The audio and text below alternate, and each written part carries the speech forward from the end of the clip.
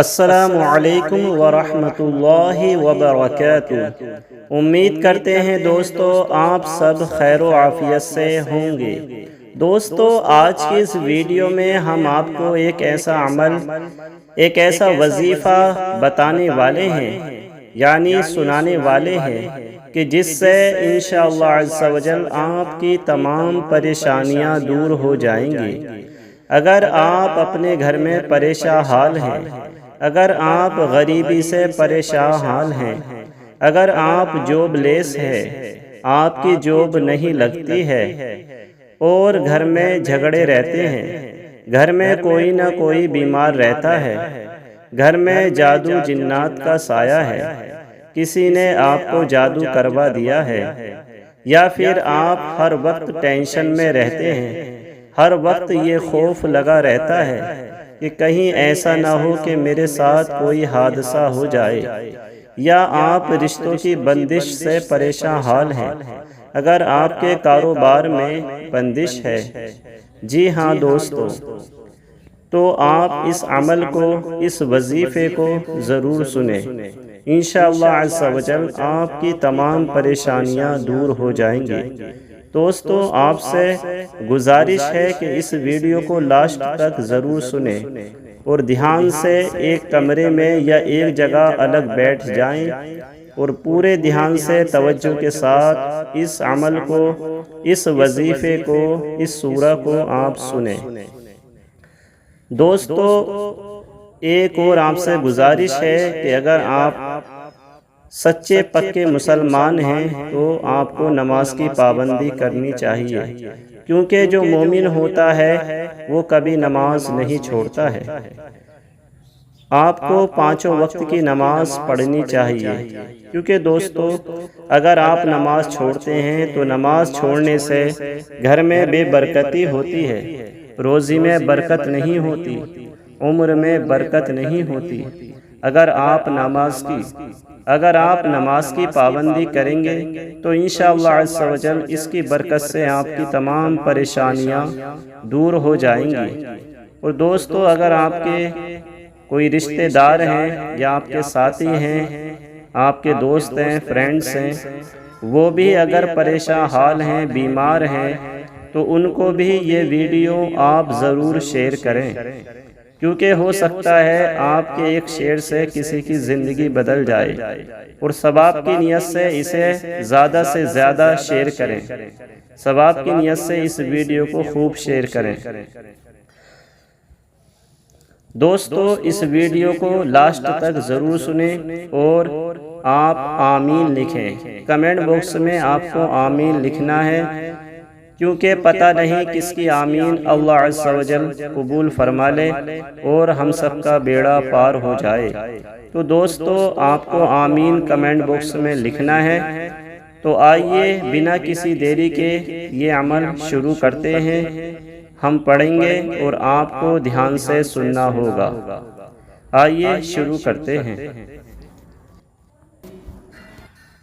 بسم اللہ الرحمن الرحیم۔ یاسین والقرآن الحکیم انک لمن المرسلین علی صراط مستقیم تنزیل العزیز الرحیم لتنذر قوما ما انذر آباؤهم فهم غافلون لقد حق القول على أكثرهم فهم لا يؤمنون إنا جعلنا في أعناقهم أغلالا فهي إلى الأذقان فهم مقمحون وجعلنا من بين أيديهم سدا ومن خلفهم سدا فأغشيناهم فهم لا يبصرون وسواء عليهم أأنذرتهم أم لم تنذرهم لا يؤمنون إنما تنذر من اتبع الذكر وخشي الرحمن بالغيب فبشره بمغفرة وأجر كريم.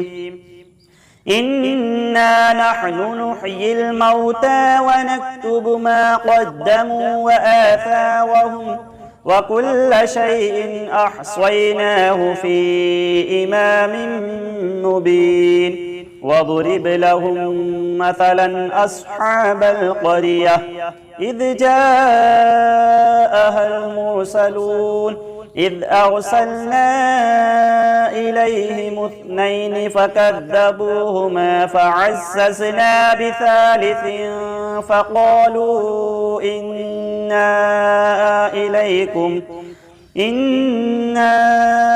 إليكم مرسلون. قالوا ما أنتم إلا بشر مثلنا وما أنزل الرحمن من شيء إن أنتم إلا تكذبون.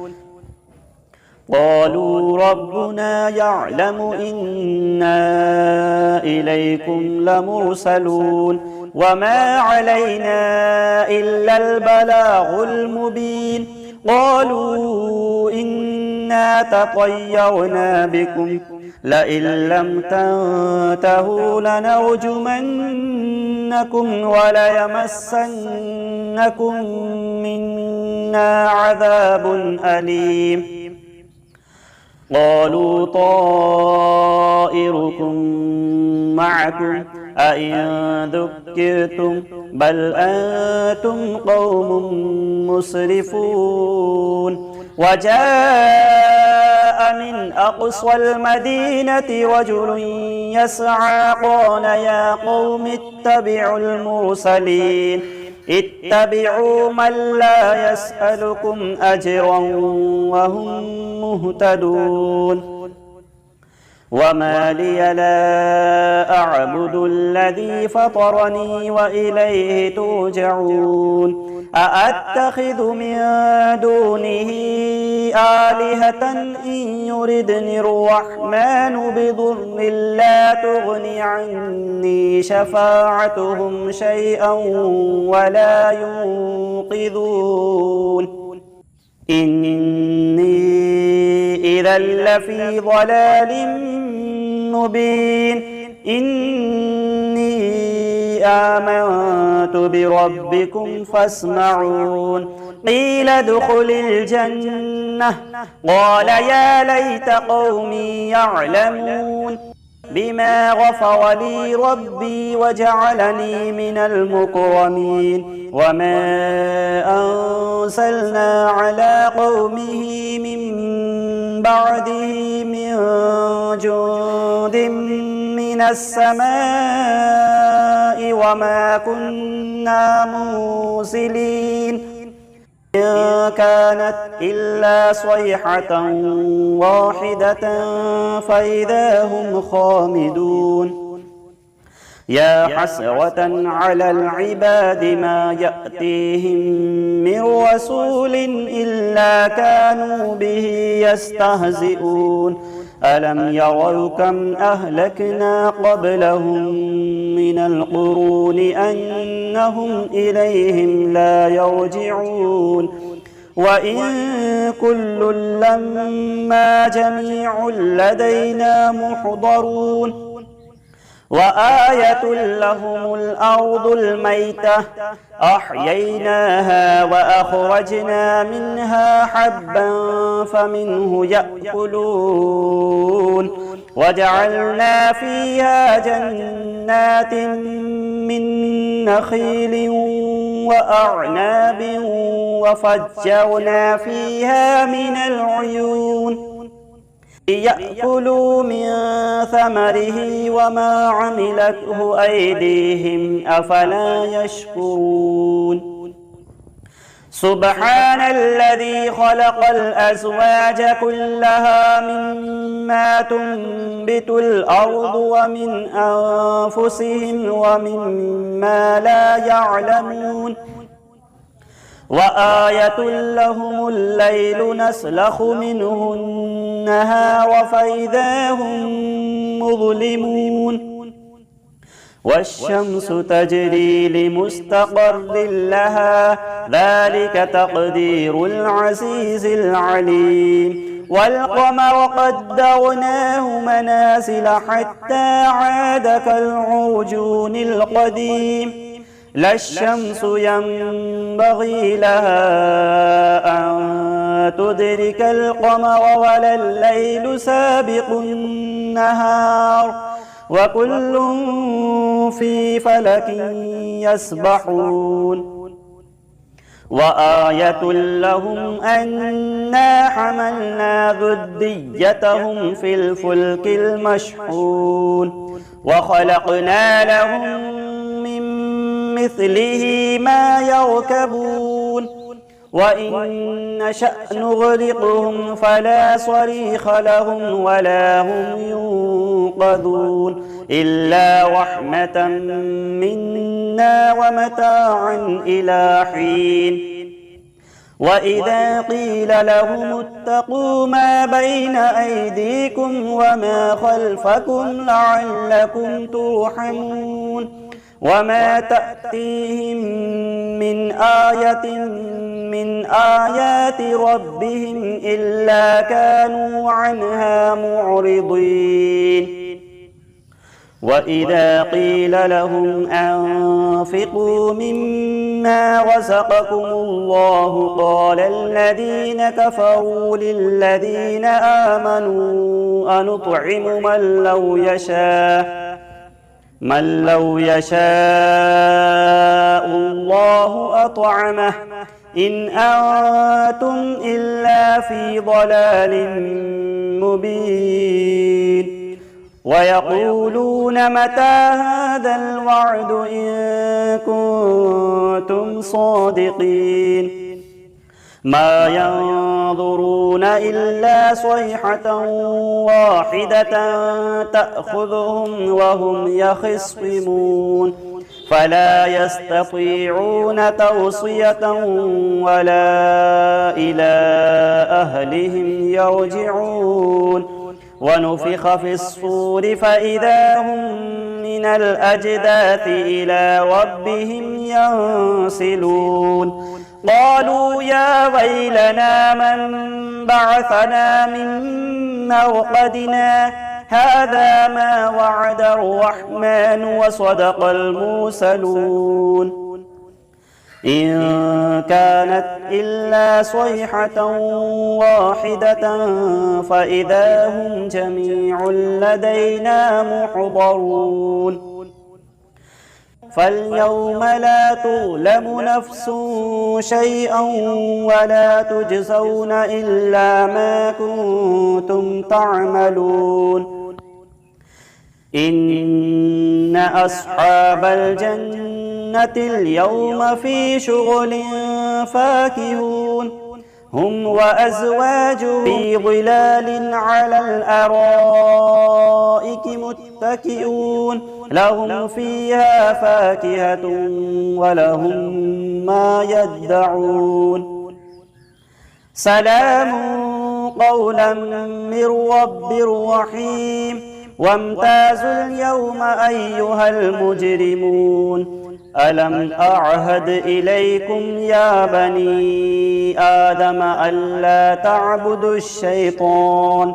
إنه لكم عدو مبين وأن اعبدوني هذا صراط مستقيم ولقد أضل منكم جبلا كثيرا أفلم تكونوا تعقلون هذه جهنم التي كنتم توعدون اصلوها اليوم بما كنتم تكفرون اليوم نختم على أفواههم وتكلمنا أيديهم وتشهد أرجلهم بما كانوا يكسبون ولو نشاء لطمسنا على أعينهم فاستبقوا الصراط فأنى يبصرون ولو نشاء لمسخناهم على مكانتهم فما استطاعوا مضيا ولا يرجعون ومن نعمره ننكسه في الخلق أفلا يعقلون وما علمناه الشعر وما ينبغي له إن هو إلا ذكر وقرآن مبين لينذر من كان حيا ويحق القول على الكافرين أولم يروا أنا خلقنا لهم مما عملت أيدينا أنعاما فهم لها مالكون وذللناها لهم فمنها ركوبهم ومنها يأكلون ولهم فيها منافع ومشارب أفلا يشكرون واتخذوا من دون الله آلهة لعلهم ينصرون لا يستطيعون نصرهم وهم لهم جند محضرون فلا يحزنك قولهم إنا نعلم ما يسرون وما يعلنون أولم يرى الإنسان أنا خلقناه من نطفة فإذا هو خصيم مبين وضرب لنا مثلا ونسي خلقه قال من يحيي العظام وهي رميم قل يحييها الذي أنشأها أول مرة وهو بكل خلق عليم الذي جعل لكم من الشجر الأخضر نارا فإذا أنتم منه توقدون أوليس الذي خلق السماوات والأرض بقادر على أن يخلق مثلهم بلى وهو الخلاق العليم إنما أمره إذا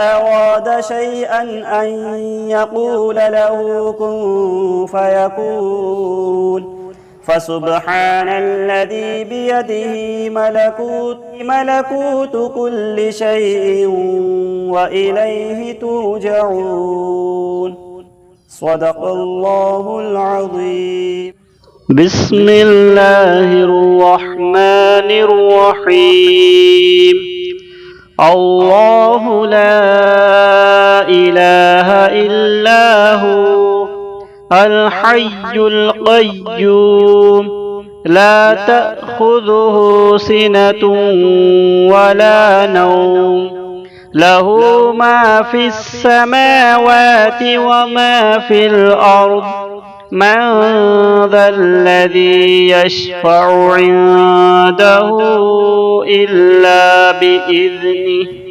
يعلم ما بين أيديهم وما خلفهم ولا يحيطون بشيء من علمه إلا بما شاء وسع كرسيه السماوات والأرض ولا يؤوده حفظهما وهو العلي العظيم بسم الله الرحمن الرحيم قل هو الله أحد الله الصمد لم يلد ولم يولد ولم يكن له كفوا أحد بسم الله الرحمن الرحيم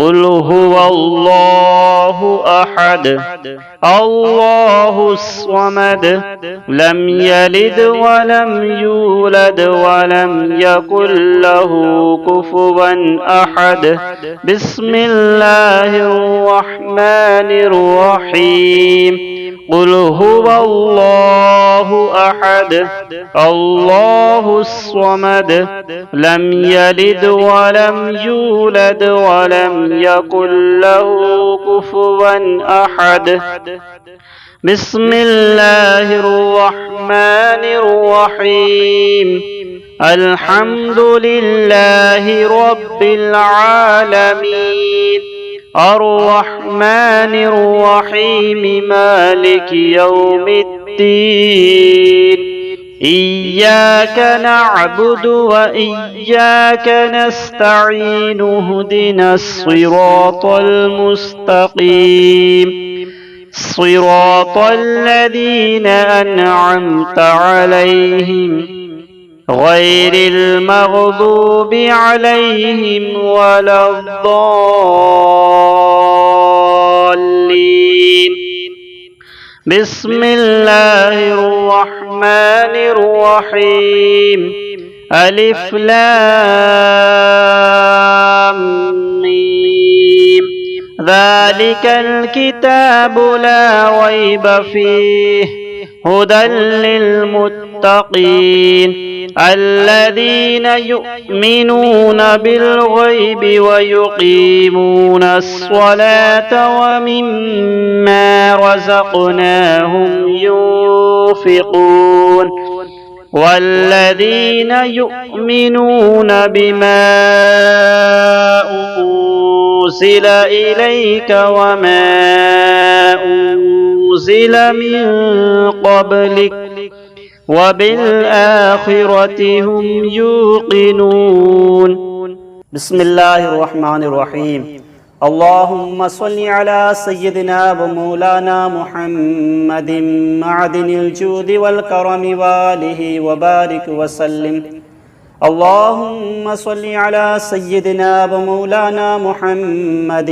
معدن الجود والكرم وآله وبارك وسلم اللهم صل على سيدنا ومولانا محمد معدن الجود والكرم وآله وبارك وسلم صلاة وسلاما عليك يا رسول الله اللهم ربنا آتنا في الدنيا حسنة وفي الآخرة حسنة وقنا عذاب النار رب ارحمهما كما ربياني صغيرا یا اللہ یا رحمان یا رحیم یا کریم، جو کچھ بھی پڑھا گیا اور ہمارے ویورز نے جو عمل سنا، میرے پروردگار اس عمل کے سننے کی برکت سے، اس سورہ کے سننے کی برکت سے، اس وظیفے کی سننے کی برکت سے یا اللہ ان کی تمام پریشانیوں کو دور فرما۔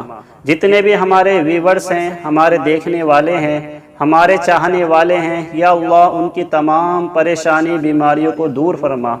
یا اللہ جو کچھ ہم نے پڑھا ہے اس کو اپنی بارگاہ میں قبول فرما۔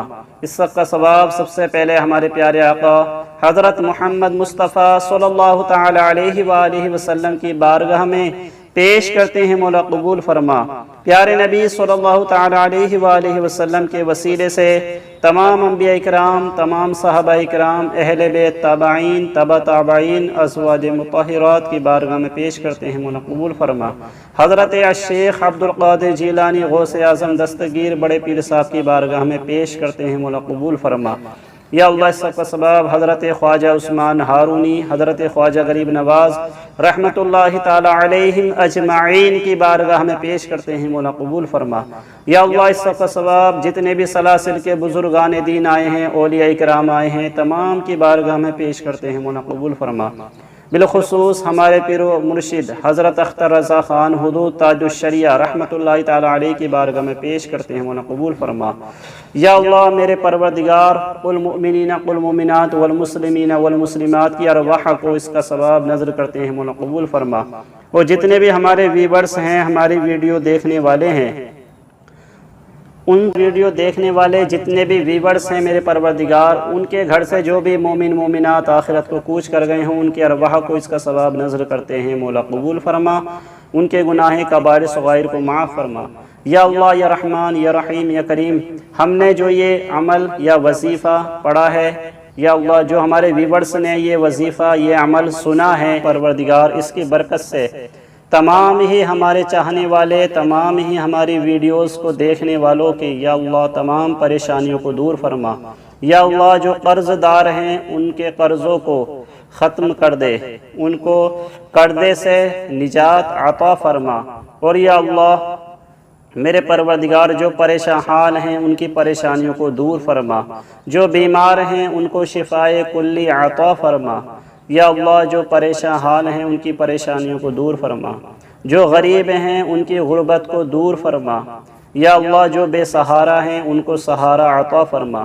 یا اللہ جو بے روزگار ہیں ان کو غیب سے روزی عطا فرما۔ یا اللہ ان کی مدد فرما۔ یا اللہ ان کے گھر پر رحمت و انبار کی بارشیں نازل فرما۔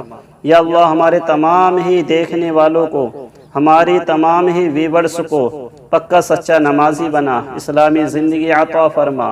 اور یا اللہ ان کے جائز کاموں میں خوب برکتیں عطا فرما، ان کے کاروبار میں ترقی عطا فرما۔ اور یا اللہ جو بھی ہمارے اسلامی بھائی جوب لیس ہیں، جاب پر نہیں ہیں، ان کو اچھی جاب عطا فرما، جائز کاروبار عطا فرما۔ یا اللہ جو ہمارے بھائی بہن رشتوں سے بیٹھے ہوئے ہیں، یا اللہ ان کے لیے نیک رشتے عطا فرما، ان کے رشتے عطا فرما۔ یا اللہ تمام مسلمانوں کی تمام پریشانی بیماریوں کو دور فرما۔ اور یا اللہ ہم سب کو اسلامی زندگی عطا فرما، ایمانی موت عطا فرما، گناہوں کی ذلیل بیماری سے بچنے کی توفیق عطا فرما۔ یا اللہ جہاں جہاں پریشان حال ہیں، جتنے بھی مسلمان پریشان حال ہیں، جتنے بھی ہمارے بھائی مسلمان پریشان حال ہیں، ان کی پریشانی بیماریوں کو دور فرما، ان کی تنگ دستی کو دور فرما، ان کی غیب سے مدد فرما۔ وصلی اللہ تعالی علی خیر خلقہ محمد وعلی آلہ واصحابہ اجمعین برحمتک یا ارحم الراحمین۔ اللہم آمین بحق لا الہ الا اللہ محمد رسول اللہ۔ امید کرتے ہیں دوستو آپ نے یہ ویڈیو پوری دیکھی ہوگی، تو دوستو آپ نے اس عمل کو سنا اور دعا میں شامل بھی رہے۔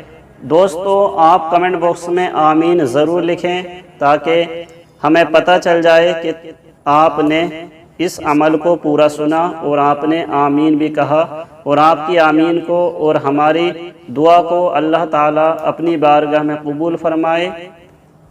السلام علیکم ورحمۃ اللہ وبرکاتہ۔